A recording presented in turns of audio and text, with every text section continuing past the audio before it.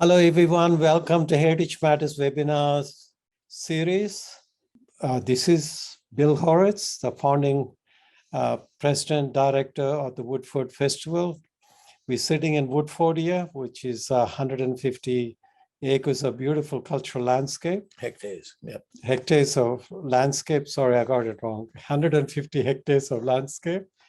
And first and foremost, let me acknowledge the Yinabara people. These are the indigenous people of this land, on whose land we're meeting this evening, we're speaking from.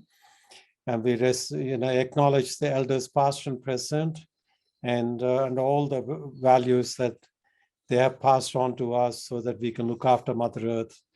But I just want to share one thing. This morning from New Caledonia, there's a Kanaki news. Kanaki is the indigenous people of New Caledonia. They basically said that they have tapa cloth, which is woven from bark. It's bark cloth in the museum. But what people need to understand is that bark cloth comes from the plant fibers. It's transformed through the creativity, through the craftsmanship of the Kanaki, and then it's collected in the museum. So there's a seamless connection. So they're reinforcing something we've reinforced again and again, Heritage Matters webinars, that the binary of nature and culture is not indigenous. That's what the Kanaki were emphasizing. And so today is the World Environment Day, and we wanted to drive home the message that whatever we've done to the environment, it's a cultural distraction, cultural interventions. However, we want to regroup and restitute or renovate the environment, it is a cultural intervention again. And that's something where Woodfordia is exemplary. And we called it deliberately ecomuseology, design and cultural landscapes. Why ecomuseology? I just gave you the example of the Kanaki collection in the museum of tapa cloth made of fiber, but coming from the bush. And there's a seamless connection between that which is out there, that which is in the museums. It is the whole connection of the tangible and intangible, the natural and cultural, mobile and immobile, taking a holistic approach. That's what ecomuseology is about. But in ecomuseums, we're not talking about collections as dead objects. We're talking about living cultures, which are illustrated through the cultural landscapes, sites, and collections and artworks and so on. Why design? Because design, if you look at the earliest Paleolithic hand axes from 500,000 years ago, they were typical of the design to improve life by the Paleolithic people. So everything we do, we design to improve life, whether it's Arne Jacobsen's chairs from Denmark, the forks with which we eat, whatever we're doing, it's designed to improve life. That's a one-liner from Denmark that I learned while living there.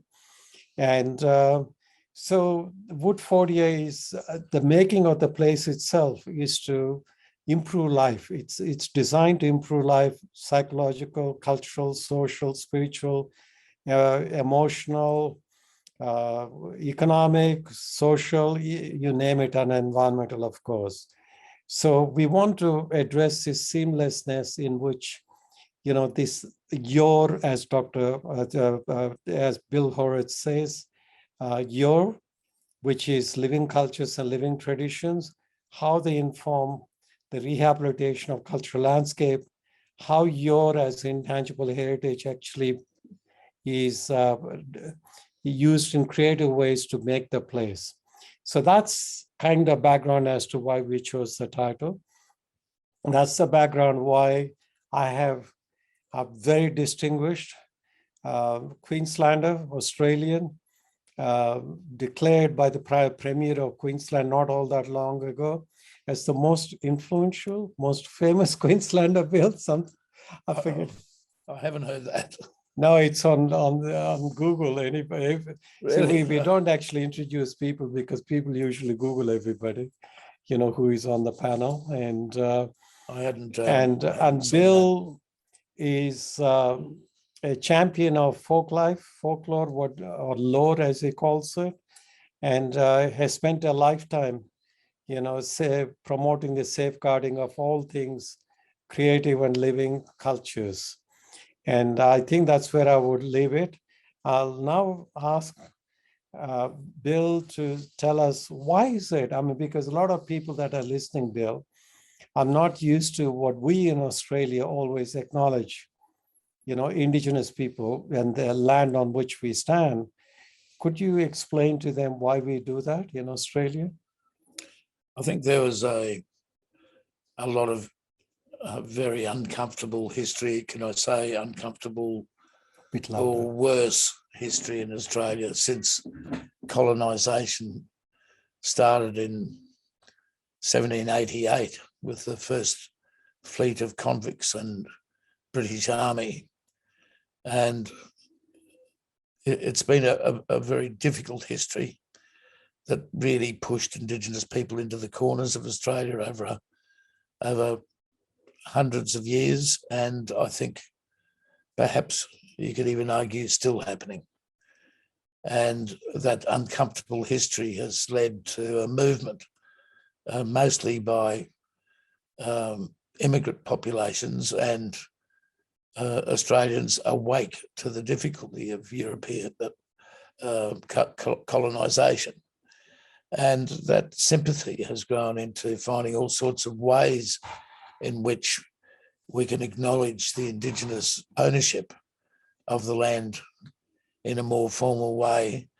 And so the welcome to country, as it's called, and the acknowledgement of Indigenous people that is happening around Australia, from Parliament right down to festivals, functions, and even webinars, to always talk about and acknowledge the traditional owners of the land.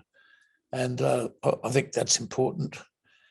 I think sometimes, and a lot of Indigenous people think it's become just rattling off as a matter of course, and the engagement is not a deep one, which it should be. So I think that debate is continuing. Thanks, Bill. Now, to tell us, you use the word your to encapsulate a whole range of things that we call living cultures and living traditions. Well, could you explain, I know it's very deep, the expression that you use. Why is that you champion this particular expression? Well, the term law for us came from the word folklore. And I, for years, used to divide the word between folk and law as two words rather than one word, because I think the word folklore ceased to mean what it became as an academic study, where it began. If we take music, for example, I think the academic study of folklore or folk songs probably started in the 17th century in Germany, and then following that in England, certainly in the European world. Beyond that, I don't have a lot of knowledge, because the educated society used to notice that the folk, the ordinary people, were singing songs and making up their own songs and their own music and their own dances and their own celebrations and their own festivals. But they couldn't write the tunes down because they didn't know how to write music. So an example of Tchaikovsky, the wonderful classical music ballet composer, principally, and he used folk tunes to in his orchestra because he loved them and he noticed them, and that gave it a sense of where the music came from with his ballets. And I think that grew for me and us in this organisation, that if we're playing traditional music, a lot of it was Irish, some of it early colonial Australian music. Later on, we learned some Indigenous songs, and then we invited other communities to join in, and it became what we call the folk movement of people interested in folklore or folk tunes or folk music. But the law if you say folklore in one word, it talks about a different people becoming part of our folklore because they were famous.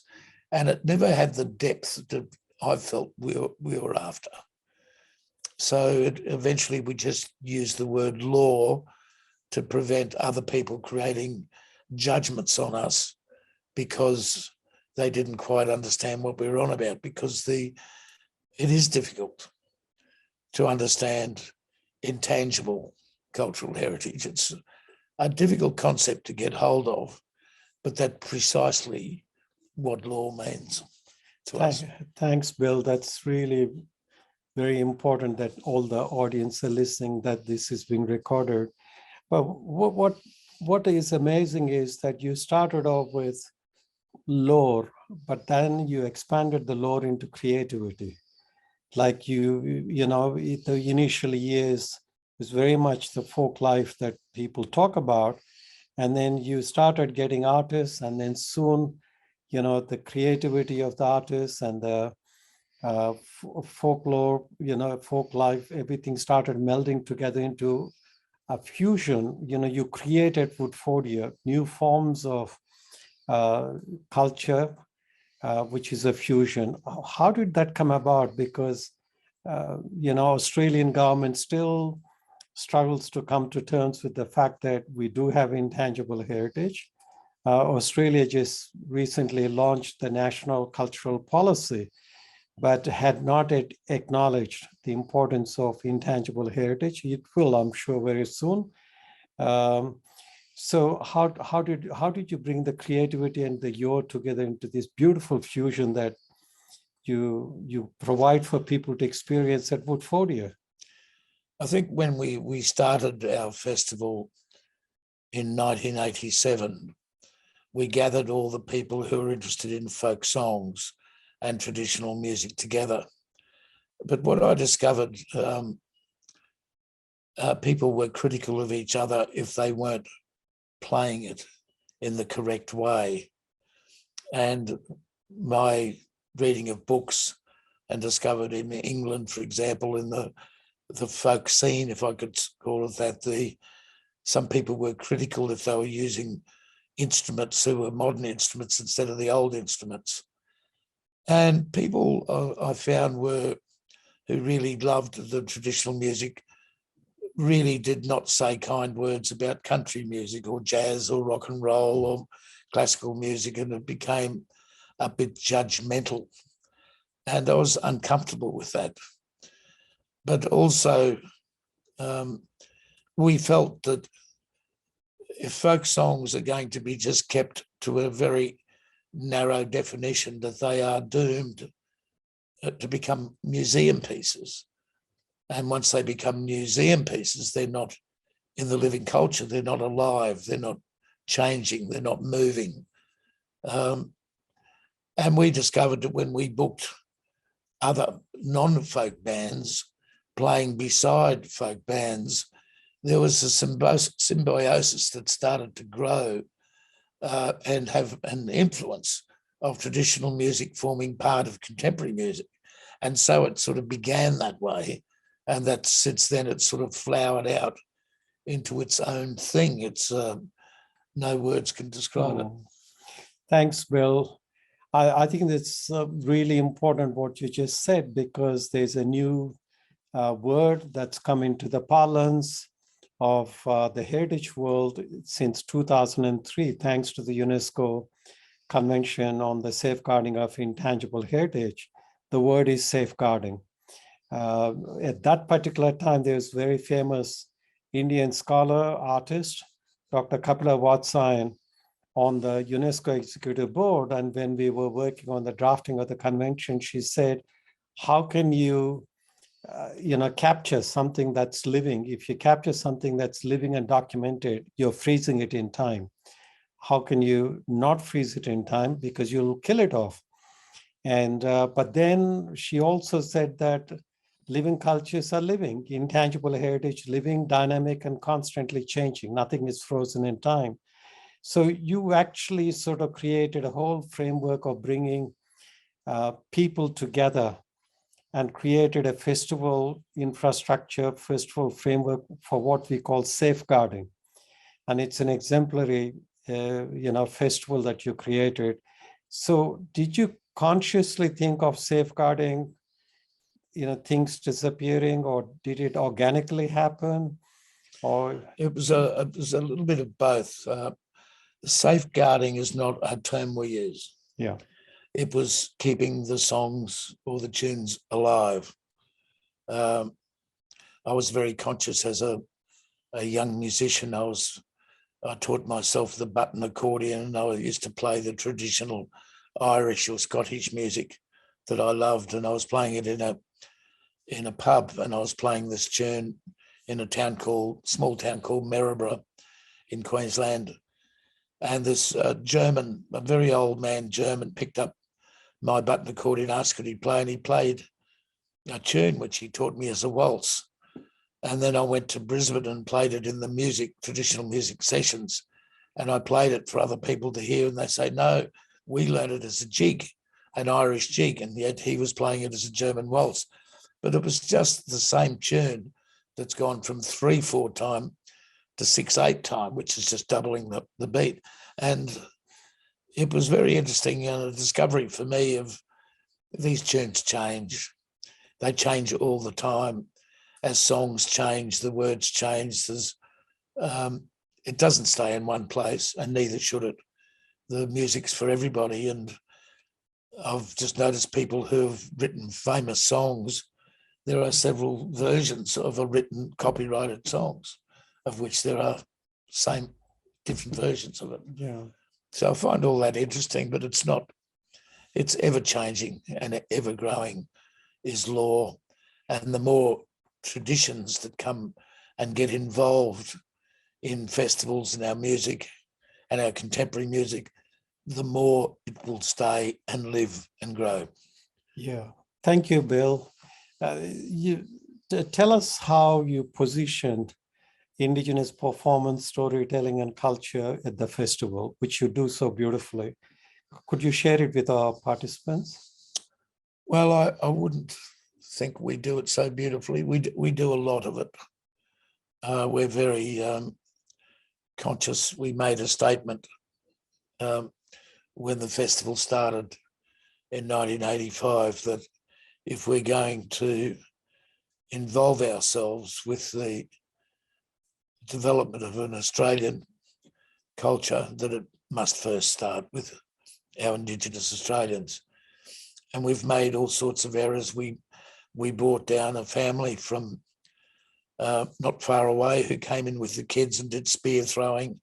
And then we'd talk to them and say, what else can we do? And they started singing songs. And then we started a speaker stage where the Aboriginal people could talk about their issues and their problems and their history. And we started to bring in more speakers and more functions. And then we discovered that there were some young Indigenous artists who were making up their own songs on guitar. So we booked them to perform.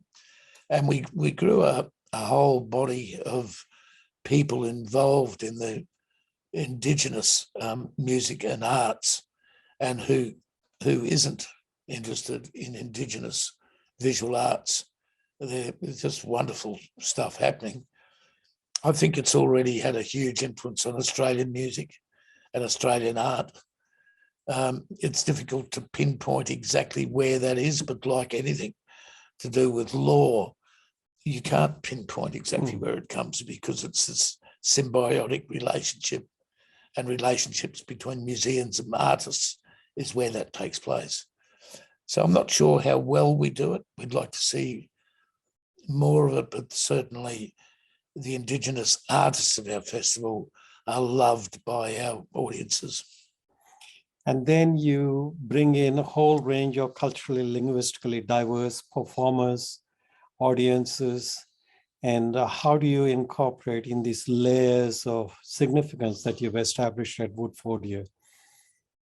Well, it's a bit like, and it's crudely put, you could say we go shopping in a supermarket, and we put a lot of variety of things in the basket to take to the counter. That we aim for a broad diversity.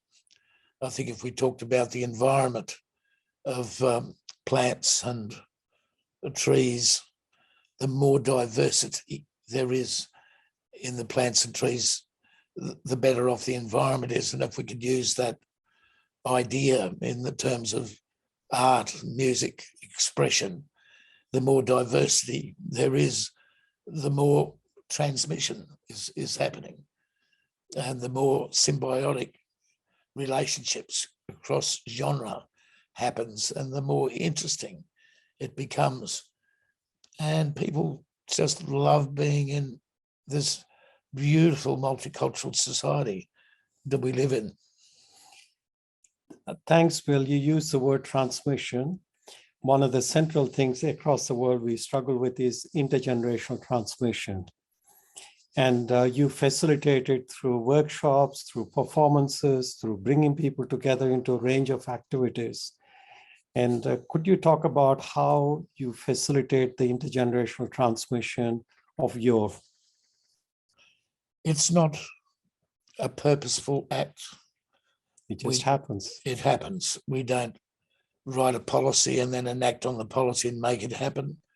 But if you get that diversity of age, gender, racial, across the board, particularly the genre where you've got poets talking to visual artists, talking to musicians, comedians, and they meet each other backstage and they form relationships, and suddenly the whole band changes that they're performing in, and there it grows. It's like this festival. Our festival's like a marketplace of people and artists who intermingle, and they come with one expectation and leave with another, happily so, I think. Bill, let's take up crafts. I mean, you facilitate a lot of craft workshops with the younger generation, with people, older generations, whatever. Give us a couple of examples, like the lamps or... It's interesting. The visual arts is not one of my areas of expertise, but we know that when we have teams of people building beautiful decorations and decor for our festival, from lanterns and murals and different lighting things to just creating beauty on the site, it has an incredible effect, I think, on both the behaviour of people who come. It's like I say this, it's sort of meaningless, that music moves the emotion in ourselves, but visual arts changes our bodies. It's like it just puts you in a different place, and it can shock you in such a beautiful way. But you walk into a place that's beautiful, you just feel so much more welcome. You want to be there. And I think our visual artists and craftspeople make beautiful things. They make beauty. And that's an underpinning factor in all we do, or if it isn't, it should be. And one thing I just love about Woodfordia is that I've been to many folk life festivals and performances. They're always staged, out of context, if you will. But you created a whole context of Woodfordia where people come and perform, people stay here, people experience, you're at the site. So how did you conceptualize Woodfordia?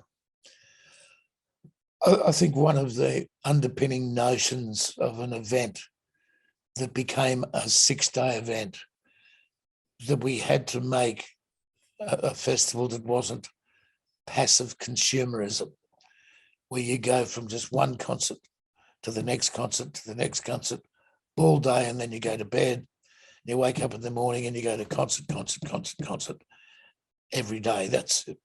I don't know any festival that does that, absolutely, but we all felt that we needed to make it a non-passive event which meant people needed to participate in the festival. So that drove us to think of ways for that to happen. And I think best encapsulated by, for many years, for every year since our fourth festival, we've held a closing ceremony that we call the fire event, which is basically build something very beautiful and burn it down at the end as a sort of a ritual celebration of our existence and a welcome to the new year, because it was always held on New Year's Day in the evening on the 1st of January.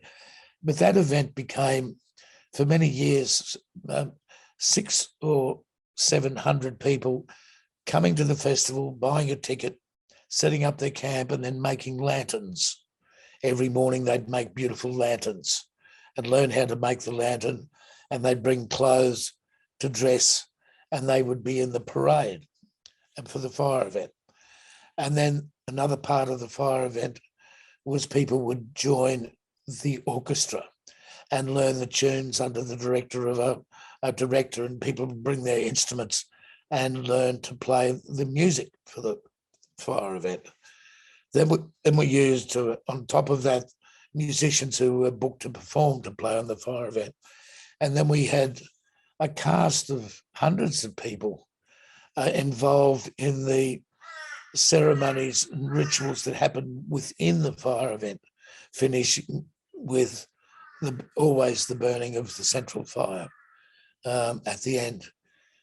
And that event used to have 900 to 1,000 people in the show. It was very beautiful and very beautifully curated, of which maybe 800 or 900 people actually purchased tickets to come to the festival and participate. And the success of that drove us to do as much participation as you can.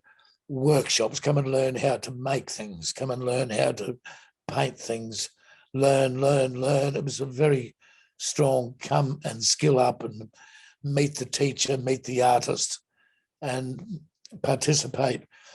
We've even now in the last few years, we get people to work with our artists to do our poster that we then use to advertise the festival itself. So the more things we could get to people participating, the better off, I think, the festival is, and the more enjoyment people get from it. Bill, we just, as you were talking, heard a crow, the quintessential caw in the background of Australia. And when people wake up in the morning at the festival site in Woodfordia, they go bird watching. There's so many birds over here. How did you create this kind of environmental, cultural landscape where there's, that seamless merging of nature and culture, birds, the waters, and so on? Could you talk a little bit about it, the making of the place as an environmental landscape? We did our first 7 years in the showgrounds at Mullaney, but we always wanted to have our own place, whatever that looked like, even in the early days. And when we actually achieved and bought the land here at Woodfordia, we felt that part of the folk scene that we were in was the protest movement. Folk songs were about telling of the times, protesting very often of things that was going on. When we came here, we couldn't just whinge and protest about the environment. We had an opportunity to get our hands dirty. So we planted trees. We did a study of what sort of trees we should plant here. And it was the Southeast Queensland rainforest species that we should be planting. That was the vast majority of species here prior to European colonisation. And so that's what we went for. They're also beautiful trees that provided a lot of deep shade for people. So that's what we planted. We planted 100,000 of them. And we got everybody planting the trees. So at the Woodford Folk Festival, we used to charge people $5 to sponsor one tree. And then we got cheeky and asked them, would you like to come back in May and we'll plant the tree, and you have to pay $60 to come to camp for the weekend and come and work, and we'll plant all the trees. And that's sort of how we did it. Because we had no money, we had to find a way of doing it. But what we discovered, the end result of all of that, is that people started to feel ownership of the site and ownership of the festival, because they would come back and see their tree grow. And so they felt it was their place and it was their festival. And I think that ownership has really helped to drive the goodwill and spirit of the festival to achieve all these other things. So that wasn't a purposeful thing to drive ownership. It's what happened because we got planting trees. Those trees we planted in the early years are now 40 foot high, and we drive around the site now and it's looking very much like a beautiful park that's been here for a long time. And I think it's just going to get more beautiful here every year. How wonderful, Bill. You use the keyword ownership. In any kind of cultural development or environmental development, ownership of people is critical. And I think, correct me if I'm wrong, but I think 50% of your visitation, participation is through people who've been to the previous festivals. They come back because they feel a sense of ownership, but they also bring in new people. Am I right? Could you talk a little bit about who are your participants? Where do they come from? Oh, it's the return visitation rate is 70%. 70% of everybody on site has been before and are returning. It's very high when you consider that there's also a festival that's growing of people coming for the first time. So that percentage is not quite reflected. It's higher than that, enough to say that very few people come to the festival once. And that's quite remarkable, particularly in comparison to other events.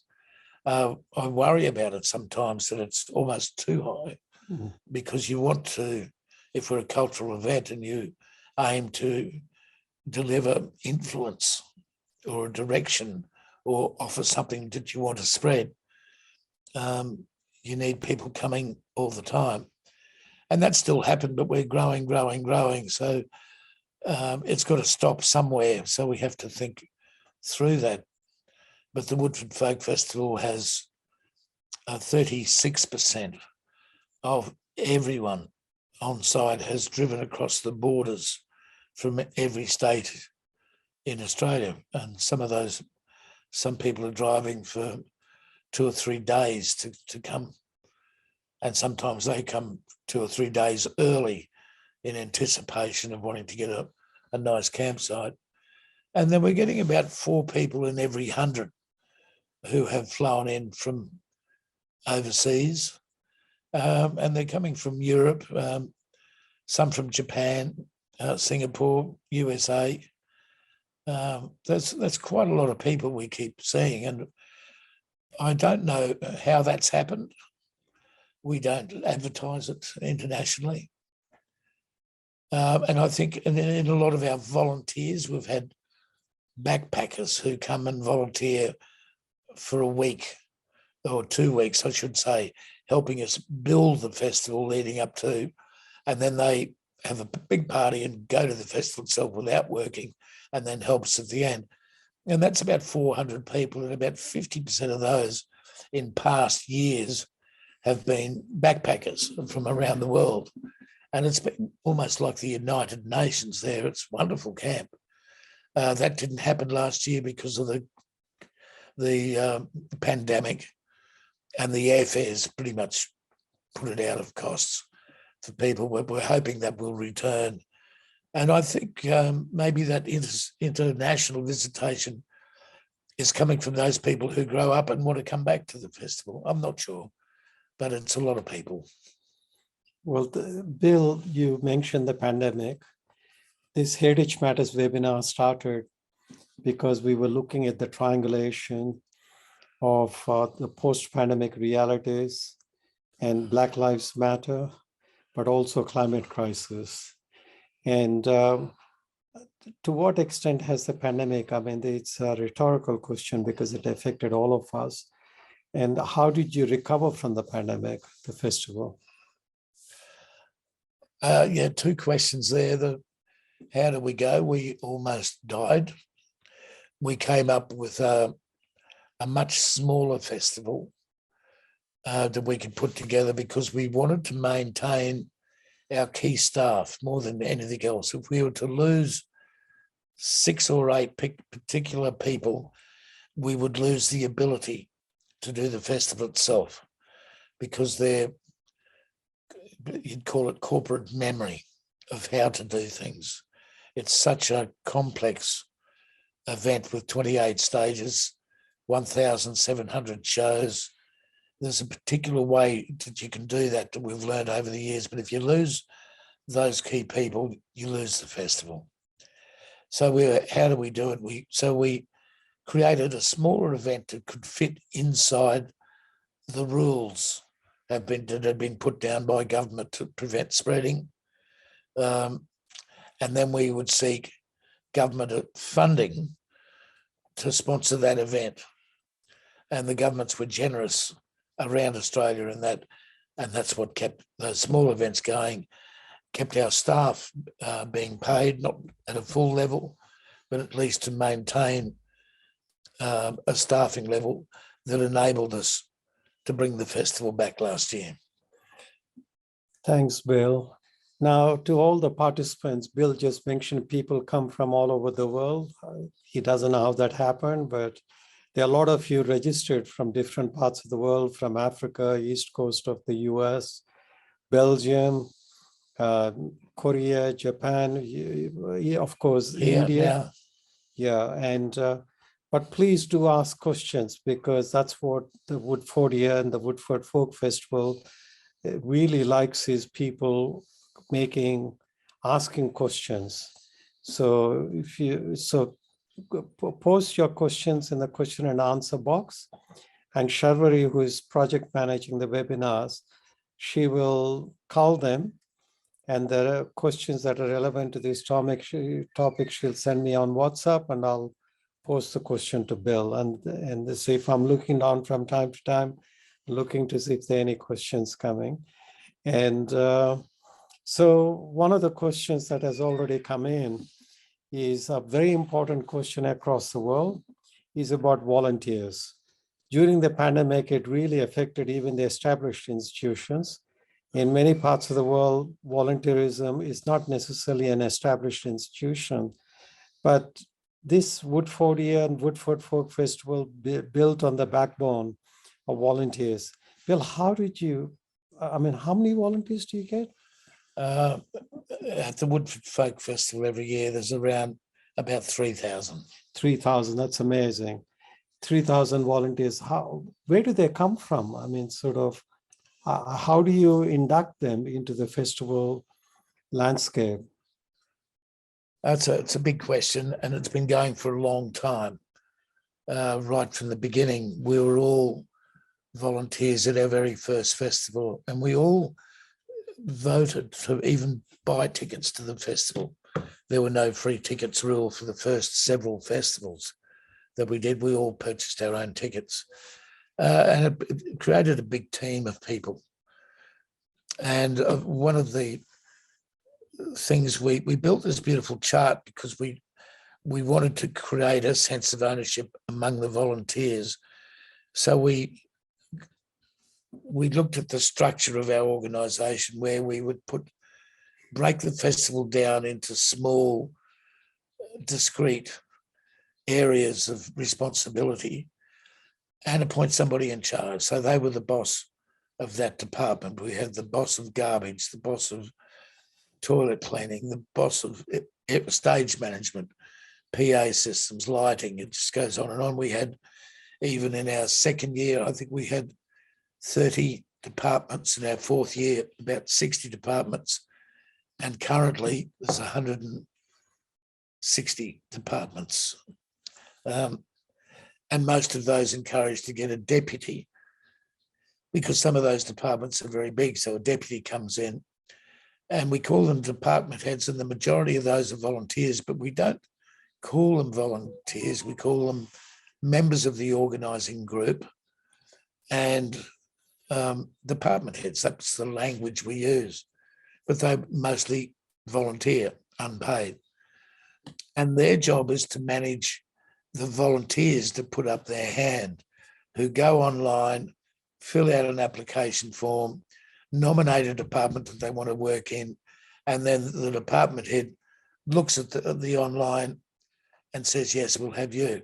So there's generally been more people volunteering or putting in an application than there has been positions. So there's always demand is greater than supply in economic terms. And that's been the case for most of the years, but not last year, which we were 17% short during and after the pandemic. And we put it down to there were no backpackers coming, and that was about 50%. So we don't know how that's going to go this year. So we hurt last year bringing the festival back with 17% less volunteers. But how that all came about, I think it was young people really wanting to come to the festival, and they could do 1 5-hour shift a day for 6 days, which is 30 hours, and that they wouldn't have to purchase a ticket. So it was quid pro quo, I think it's the term, that got them across the line. But we worked hard at giving the volunteers a really good time. We want them to really enjoy their work, look after our patrons who come to the festival, and we do a lot of work to give them a good time. And if they're having a good time, they will come back next year and bring their friends. So we haven't had to work too hard at getting a lot of people to apply. And I think the key is give them a good time. Fantastic. I think there's a model there for managing, inspiring volunteers. And those of you listening, please spread the word. And international volunteers, backpackers are most welcome, of course, Australians. And so please reach out. I mean, you'll find woodfordia.com on the webpage. You will be able to access the sections relevant. Now, there's another question that's come in, that is, have you, of course I know the answer, but I don't know the experience. Do you know, somebody's asking, do you know about the Smithsonian Folklife Festival? Have you been to it? And how do you compare Smithsonian Folklife Festival with the festival that you run? That's a interesting question. Who's that coming from? It doesn't matter. I was given a Queensland Smithsonian Fellowship. It was the only partnership, as I understand it at the time, and I don't know if it's the case, that the Smithsonian Institution had with a different state or nation in terms of creating fellowships. And I was been awarded a Queensland Smithsonian Fellow, which took me to Washington, D.C., and I had a desk at the Folklife Centre in Washington, D.C., which is part of the Smithsonian.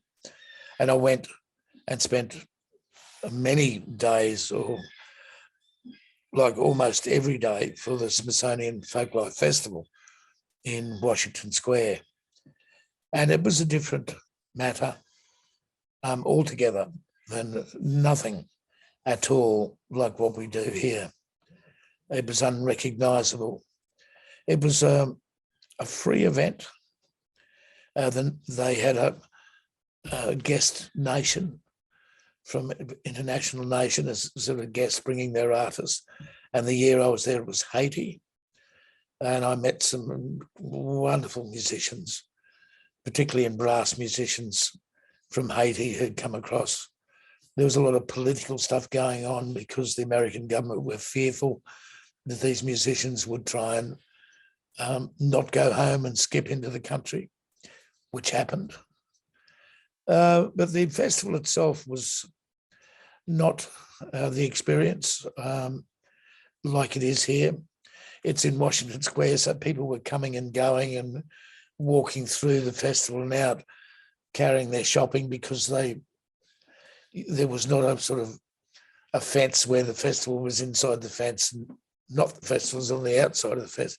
So it made it difficult, but I saw some brilliant stuff, and the Smithsonian did a wonderful job bringing in some top artists, craftspeople, cooks, and they really was very traditional. They tried to find the most traditional, still living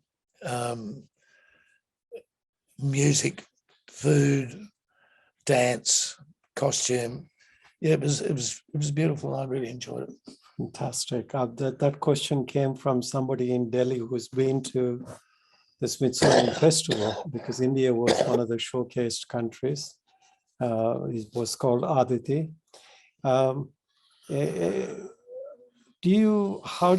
mean, sorry, people are sending me on my WhatsApp rather than on the question and answer box. So Sharvari doesn't have a chance to moderate, so makes it a bit challenging. Please post your questions in the Q&A box. I would really appreciate it.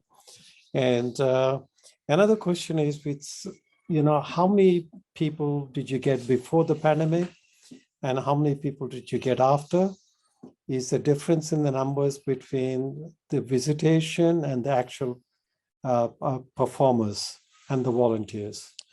The festival had been growing. Our very first festival 35 years ago, and we were excited because 900 people came.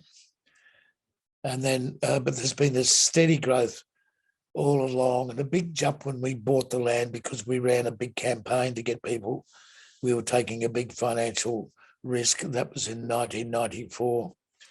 And then it peaked at about 2004 with a huge festival, and that was the biggest for years. And then we'd have really bad weather events. In 2010, 11, we took a big dip because there was 1 meter of rain in December alone, and then it got heavy during the festival. So that was really something, and it was a very difficult festival. And the attendance there was right down. We lost a lot of money. It took us years to recover, but it did recover. And then we had a huge 2 years of massive bushfires that, while it didn't threaten the festival itself, it did affect our attendance of people who didn't want to leave their home, because they were, particularly if they lived in the bush, they wouldn't leave home. They had to stay and keep an eye on the bushfires. So that hurt. And then there was the pandemic. So the pandemic didn't affect us in terms of putting on a festival, because it sort of started just after our 2019 and 2020 festival ceased. I should just mention, I'll explain that the festival includes 2 years. It starts on the 27th of December and finishes on the 1st of January. So it's like 2021 is what we mean. So the pandemic started after that. So we've had the down, but if you looked at it over the 35 years, it's just been this line of increasing in size. And then after a 3-year hiatus because of the festival, between closing the gates in 2020 on the 1st of January and bringing it back last year on the 27th of December, it was almost 3 years. And then people came back in huge, and we had our biggest ever patrons.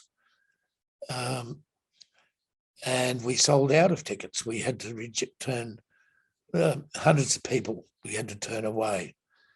And since we've always been battling to earn money and sell tickets, it hurt to do that, but we had to keep our comfort level strong. We need people to enjoy and love our festival. So we turned a lot of people away, sadly. So what's the highest that you reached in 2004, and Or were the numbers like post-pandemic last year? It depends how you count. Yeah. The general count we do is the number of people each day for 7 days. Boxing Day is not a day listed as the festival, but if you're here on Boxing Day, it just looks like every other day. There's thousands of people on side streets going, restaurants, bars, and we put on some music in the evening. So that's for the 7 days, we add the number of people each day together to give us an aggregate attendance, which has generally been somewhere between 118,000 to 130,000. I think last year it was not our biggest because we were 17% less in volunteers. So we were paying patrons was the biggest we've ever had. But as a total population, I think if you said 125,000, you'd have it about right. Right. Well, fantastic. There's a question. Before I ask this question, there's a question from Western Australia. With so many people coming, how do you encounter challenges with drunkenness or people fighting? And how do you maintain? This person has been to the festival, said he has never seen police at the festival. How do you maintain, the decorum and the peace at the festival? It's not been ever an issue. When we started our first 8 years before we bought this land in Mullaney, New Year's Eve used to be what we called a shit fight. And it wasn't really, but there were a couple of punch-ups and a lot of drunken people around. And that would happen only on New Year's Eve. But when we moved here to Woodford, that seemed to calm down a bit. But we always welcomed different people on New Year's Eve. People used to complain that on New Year's Eve, it's not the same feeling. We got all these new people coming in. And I'd always argued that was good because we're creating cultural change if we challenge ourselves to welcome everyone's here, whether they feel they belong or not. And I think most people came on New Year's Eve for the first time are now our season campers. But the majority of people, at least 50% of everybody's on site's living here, and they create the atmosphere with our volunteers. And that atmosphere is very welcoming and very friendly. And no one's rousing on anybody. There's no signage that's offensive. Nobody's dressed in uniforms with little caps on and biros in the air pointing fingers telling people what to do. And we just welcome everybody and try and create that welcoming feeling. And it's been met with generosity by our audience. So there's really none of that stuff happens at all. It's very rarely you'd see anybody drunk, as long as you don't go and check out the organisers backstage. Not backstage, back at camp. There's a lot of people work hard and go and have a few drinks after work. But no, look, the atmosphere is beautiful. There's very little. Police have nothing to do, and they work hard to try and justify them coming and charging money. But we like it when they have nothing to do, and it really has defied even the police and ourselves with the immaculate behaviour of the patrons who we love. Fantastic. Bill, Washington, D.C., Smithsonian Festival is in the heart of the national, one of the most influential capitals in the world. Washington Mall. And with 16 museums on either side, massive ones. Yes. But you are here in Woodfordia, which is away from Brisbane by at least 1.5 hours drive, in a rural landscape. It's one thing to market where there's so much accommodation in a capital like Washington, D.C. How did you create this space? How did you make this place away from the cities? Well, we started in Mullaney in a showground or a fairground, depending on your language. in Mullaney. And then we bought this place in 1994, which was 500 acres.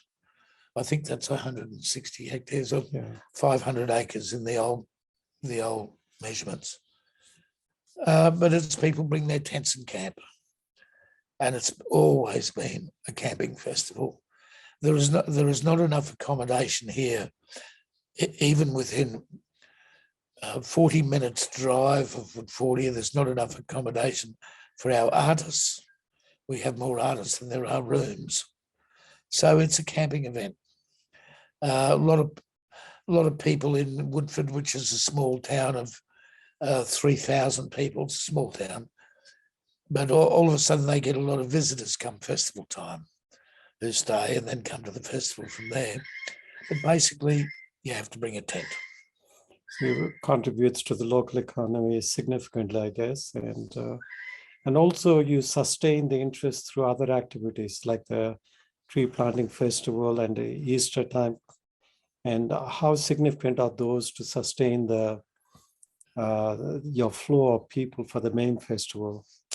Our event, the planting, we haven't brought it back yet since the pandemic, so it'll be it'll be 4 years before it's since we had it. By the time it starts, we want to bring it again next May. It's a smaller event. It's we've started a Lake Gula event because we installed some glamping tents, which we can charge money. So these other events we hope will earn us income to underwrite the costs. So we don't get a lot of government funding, so we have to make ends meet. We're always looking for new businesses to do here. We run an event which we really love, or a series of events. It's called the Festival of Small Halls, where we do an international group with a local, and we tour them in a bus right out into rural and remote areas in Australia, in every state. And one concluded last night in Western New South Wales. So that's been a huge success. We've done, I think it's about 600 shows on Festival of Small Halls over the last 5 years. So that's been an interesting one. But we're always looking up and dreaming and planning more events that, and to get more, we do have to be a bit more commercially minded than we have to try and get some money into the bank. And that's been taught to us by the pandemic. Thank you, Bill. And when we talk about sustainability or living cultures and living heritage, we always talk about viability and sustainability. And the question that's come in is, what lessons can we learn from Woodfordia to create models for sustainable cultural landscapes? Because sustainability is embedded in your strategic development, strategic approach. What is it that people can learn from what you're doing? I don't think we're set up to be teachers. You just demonstrate, you just show. Well, we do the best we can, and we're so enthusiastic. We've built a good, strong, robust community around us. The staff here are fantastic, including our new Managing Director, Amanda. It's just a wonderful staff of dedicated people, of 17 full-time staff. So it's significant as we've grown. It's difficult for us. Sometimes other festivals ask us how to do things. And, here it's been different because we bought our own land. We took that risk, and that was not easy. It was not easy to do that. And I'm not sure we should advise people on that. And if that's what underpins a festival, then we're the wrong person to ask advice. But I think one bit of advice I'd offer every festival, it's not about the act that you book that's going to sell tickets, even though it sells tickets. It's not about the massive advertising or marketing that you might want to do. We've never done that, but other festivals do. I think the marketing campaign that we've had from the very beginning has been really probably the best marketing campaign of any festival in Australia, which is very simply could be captured in one word, in one sentence. Really look after the patrons to give them a wonderful festival experience. And if you do a good job of that, they'll come back and bring their friends. Fabulous. And it's that has caused us growth problems. And that's, I'm not exaggerating, it's concentrate on looking after your people. Just love your audience, love those people who come, and they will come back and bring you friends. Oh, that's beautiful. Now, there's another question that's come in. It's couched in more tangible heritage kind of discourse. So how can we maintain a balance between preserving historical and cultural significance while also adapting to the needs and interests of contemporary audiences? Would design or digital medium play a role? How do you mediate between the expectations of your participants and what you offer? Well, you can see what we do. You could go to our website and you could even download or even read our program book, I think, on our website, or download our program, or if that's not there just now, you could write to us and we can send you a program. That's what we do. I don't think there's one recipe. And I think every community in the world would have a different recipe of doing that. And I wouldn't like to advise, other than to say diversity, the diversity of cultures. And I think every nation of the world has a diversity of cultures, some more than others, but reading about the incredible diversity of cultures and languages in India and China, it's just enormous. In Australia, it's difficult. Everyone speaks English, and that's about all they speak. But there is a wonderful and huge immigrant communities in Australia, and involving those people gets that diversity going. And I think if you've got diversity happening, and whether in any genre, and whether it's contemporary or traditional, if you book traditional bands, music, and do traditional things, book your contemporary stuff and put them together, because they love each other and they'll talk.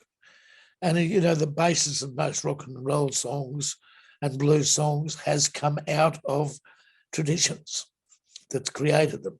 That's a fact everywhere. That's true, I think, in all genres. Yeah. Another question, which seems to be a universal question: how can we transfer ancient knowledge to Generation Z, younger generation, and beyond? What interventions can we bring to foster enriching engagement, getting young people involved? I know you do the Children's Festival. You might want to talk about it, but also about the youth. How do you engage with the young people? If we were self-critical and weak, it would be on our teenagers program. Right.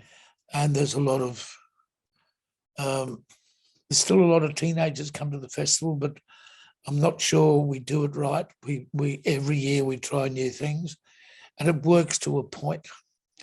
I've got lots of ideas I'd love to try, but budget, of course, is a problem. But I have noticed with the teenage years is that the difference between 12, 13 and 14 is poles away from 15, 16 and 17 and 18-year-olds. They're just another world. So it's not just one group you're talking to, it's ever changing. And I've also learned that if you did something for young people in a certain age bracket this year, and you did it exactly the same thing next year, it'd be wrong. So change is happening so fast. And I think that's really hard to keep up with. And I think you need people on the job to do that. I'm not sure we're a model, but we do one thing really well that we're very proud of. It's the Children's Festival, which is sort of from young tiny tots to usually 7 or 8 year old. It's the most loving community. It's beautiful to go there to the Children's Festival. And here they're listening to traditional music, here they're getting traditional crafts, here they're drawing, painting, a lot of creative energy, and great teachers. They're mostly volunteers coming in there. And I think those people have done an immense favour to this festival, because those people grow up with a deep seated love of law from that period in their lives that seems to wire them up or get them attuned for life. So I think that's what's going to sustain us. Another question has come in. I know you addressed it briefly at the beginning, but I think there's a participant who wants a little more information. Mr. Hauritz, Woodfordia is situated on Jinibara country. Could you please tell us about the collaboration and relationship between, so many questions coming in all of a sudden, relationship between Woodfordia and the local Jinibara community? How does Woodfordia engage with the traditional owners of the land in its operations and programming? Well, that's a big question, and one that continually changes from year to year.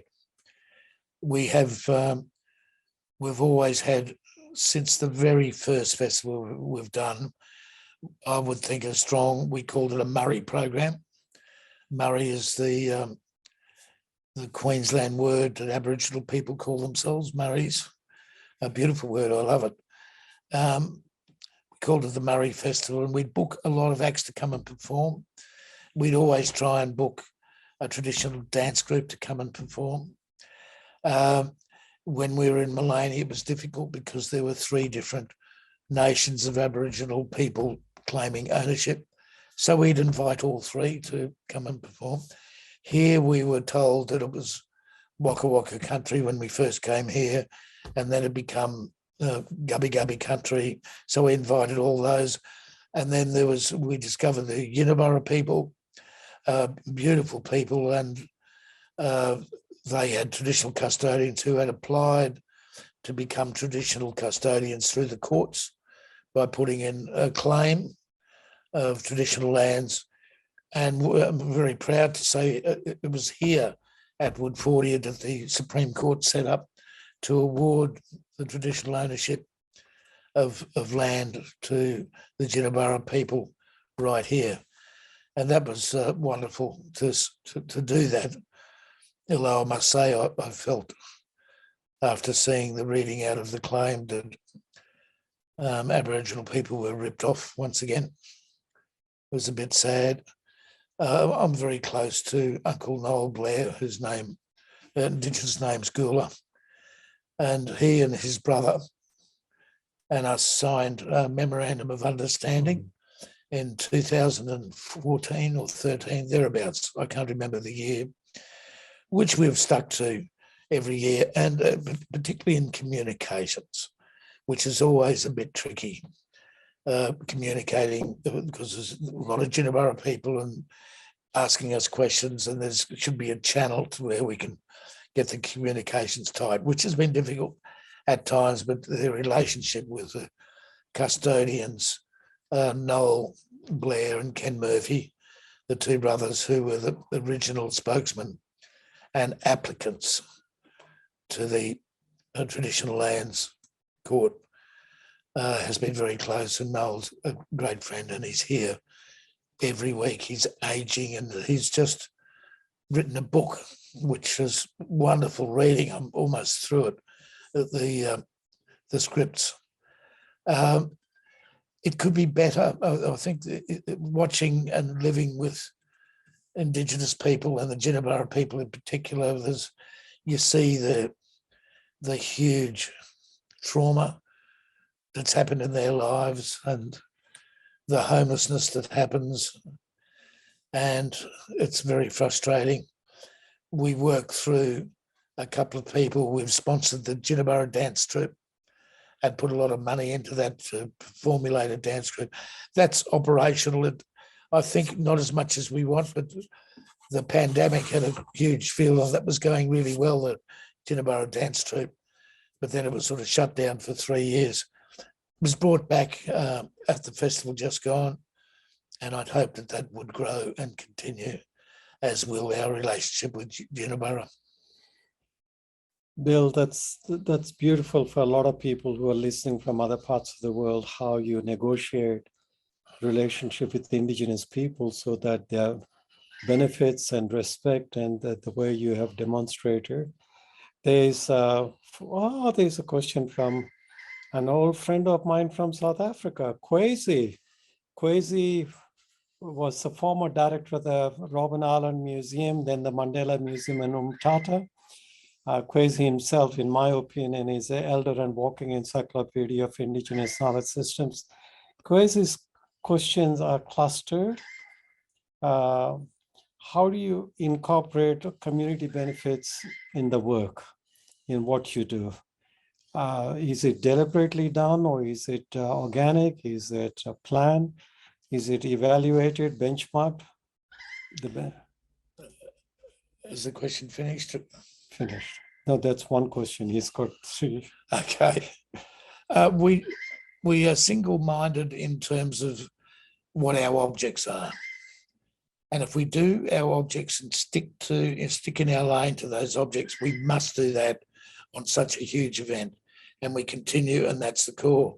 But we've noticed, and we're sympathetic, of course, Ginniburra, particularly, you mentioned, is a big part of what we're doing, and we have a whole area set up for them, and lots of tickets going out there and lots of benefits. I hope they're benefits. The ABC benefit, the local businesses benefit. The benefits around is because we've been good at getting the economy of ourselves right to stay in the game and keep our eye on making a great festival happen. And then the benefits will come at a secondary level from the local businesses in town. The number of small businesses, we're an incubator of small businesses. There are so many small craft businesses, food businesses that start at the festival that end up in business in the bigger the world. There's been a lot of examples like that happen. A number of charitable groups are involved here with the stall. We use the Lions Club to do the instrument lockup, and we pay them. We use the fire brigade people and the volunteers from the local fire services. So it's a big question. It's a big, long answer as well that I can go on and on. I think that's a summary. Bill, another question from a different participant. I'll come back to you, Kwesi, in a minute because you got three questions. Another participant has asked, said, thank you very much for this informative session. I'd like to know if any ethical conflicts occur, how are they resolved? You know, I'd have to say, compared to other events and places of work, there are fewer. Somehow it's been a very peaceful place, but there are issues that arise. And I think most of the issues that have arisen is through mental health. We've noticed at the festival, I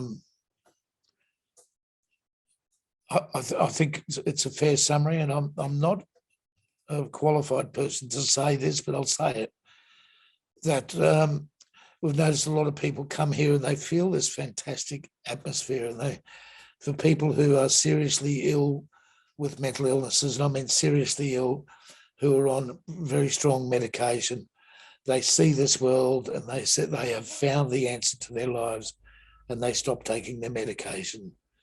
And then there's really big issues happen then, and we have to really, use third parties to help us manage those issues. So I'm not quite sure that was the question. Internally, there have been some issues from time to time. We've had two issues at a staffing level. How do we manage that? We've got a set of guidelines, policies that we follow. We're not, I can't say good at it because it's so rare that it happens, but it does happen. There's not a lot of conflict here, and I think that's because we're all rather peacemakers. Having said that, we're not not perfect. I'm not sure I've answered that question very well. Yeah. And another question from Kwesi is about climate change. How has climate change and the rapid changes in the industrial world impacted on or are leveraged by the role players in Woodfordia? I'm not quite sure I understood the. Let's address climate change. Well, we live in the world like everyone else, and we've got issues like everyone else, and we're subject to much stronger climatic things happening with more fire events, more flood events, and we're feeling the impact of that here on our site to be bought. Climate change, because I feel as a festival, we have a responsibility to sell the story of climate change and what's happening. So we have speakers every year, and I'm talking major speakers every year who fill up our halls with people talking about climate change, workshops and what we should be doing about it. We've got our own policies as well. We try and, we've planted 110,000 trees, and we're starting a new project. We've started a new project 2 weeks ago called the Conservatory, which is planting understory right throughout the whole site. We're recycling all the organic garbage of the festival. We are turning into soil, not very good soil, as it turns out. Not yet, at least, but we're trying. So we're being pretty aggressive on the environmental stuff. And we dedicated a venue we call the Greenhouse to environmentalism in its broader nature, which does lectures all day, every day at the festival for 6 days, and they're packed out. So we've been aggressive on the environmental front, but we're only a very small thing, and I'd hope to think that there's lots of other small things we can hold hands with, because the world's in a bit of trouble, I believe. Absolutely. A crisis point. Bill, you've come a long way since you started. This is an institution almost. And once again, we're hearing a kookaburra in the background for those of you Yes. who haven't heard of kookaburra. Yeah. And what are the future directions? I mean, where do you see, because you have a 500-year plan, right? We do have a written 500-year plan, but it's not a plan of what we're going to look like in 500 years. Who could know? Who could know that?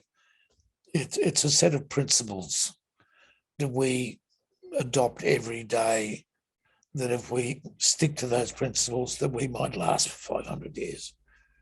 It's as simple as that. We try and express that in a poetic form that should underpin our journey, because it's not about the destination. It's not about 500 years. It's not a destination. It's about the journey, and that's been very useful for us. Have I answered that question, or did I get off on a tangent?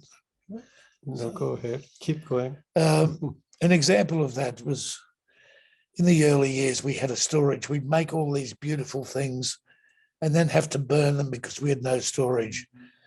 And our this wonderful food merchant from Mullaney called Spaghetti Junction, he used to bring a tent and he'd build his kitchen and serve us this most beautiful food, really beautiful food.